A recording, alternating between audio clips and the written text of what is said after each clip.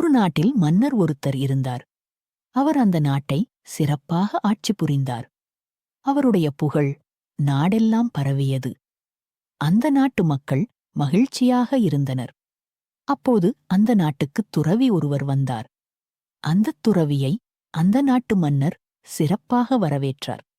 துறவிக்கு அறுசுவை உணவு வழங்கப்பட்டது. துறவி அந்த உணவினை மகிழ்வுடன் உண்டார். 2 நாட்கள் அந்த துறவி அரண்மனையிலேயே தங்கிவிட்டார். 3ஆம் நாள் அதிகாலையில் துறவி புறப்பட தயாரானார். அப்போது அந்த துறவி மன்னரிடம், மன்னா, நீ சிறப்பாக ஆட்சி புரிகிறாய்.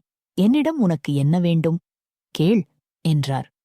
அதற்கு மன்னர், எனக்கு ஒன்றும் வேண்டாம், உங்களுடைய ஆசிர்வாதம் போதும் என்றார்.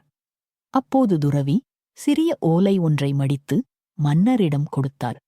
இந்த சிறிய ஓலை நீ ரொம்ப கஷ்டமான சூழ்நிலையில் இருக்கும்போது உனக்கு உதவும் என்று கூறி மன்னரிடம் கொடுத்தார். மன்னர் அந்த சிறிய ஓலையை வாங்கி தன்னுடைய வாழ்வைக்கும் உரையில் போட்டுவிட்டார். பல வருடங்கள் சென்றது. எதிரி நாட்டு மன்னர் இந்த மன்னருடன் போர் புரிந்தார். இந்த மன்னருடைய போர்ப்படை தோற்கடிக்கப்பட்டது. மன்னருடைய மனைவியும் மகளும் மகனும் கொல்லப்பட்டனர்.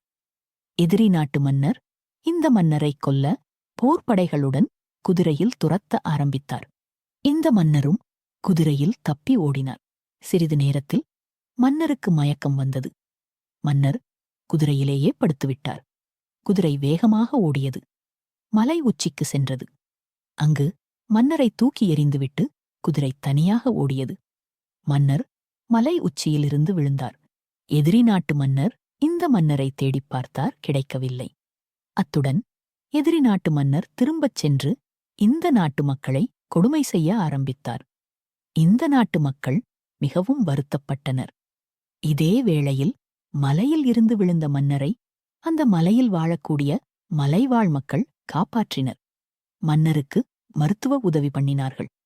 ஒரு வாரம் மன்னர் படுத்த படுக்கையாக இருந்தார். கண் விழிக்கவில்லை. ஒரு வாரம் கழித்து மன்னருடைய உடல் தேறியது. மன்னர் கண் விழித்தார்.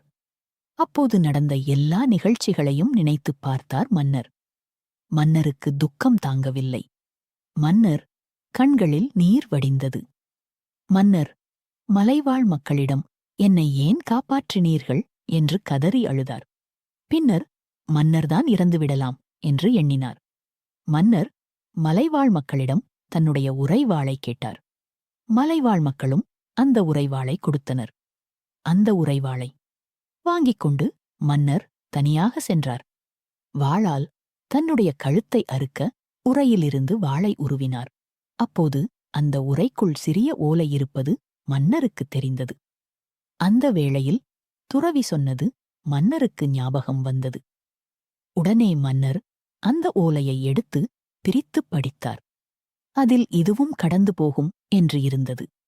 அப்போது மன்னருக்கு ஒரு தன்னம்பிக்கை பிறந்தது. அன்றிலிருந்து மலைவாழ் மக்களுக்கு மன்னர் போர் பயிற்சிகளைச் சொல்லிக் கொடுத்தார். அடுத்த 3 மாத காலத்தில் மலைவாழ் மக்களும் போர் பயிற்சிகளைச் சிறப்பாக கற்றுக்கொண்டனர். மன்னர் இப்போது மலைவாழ் மக்களுடன் குதிரையில் ஏறி எதிர் நாட்டு மன்னரோடு போர் புரிய சென்றார். இந்த நாட்டு மன்னர் எதிர் நாட்டு மன்னரை எளிதாக வீழ்த்தினார். தன்னுடைய நாடைத் திரும்பவும் பெற்றார். நாட்டில் உள்ள மக்கள் மகிழ்ச்சியாக இருந்தனர். மக்கள் மன்னருக்கு பெரிய விழா ஒன்று எடுத்தனர்.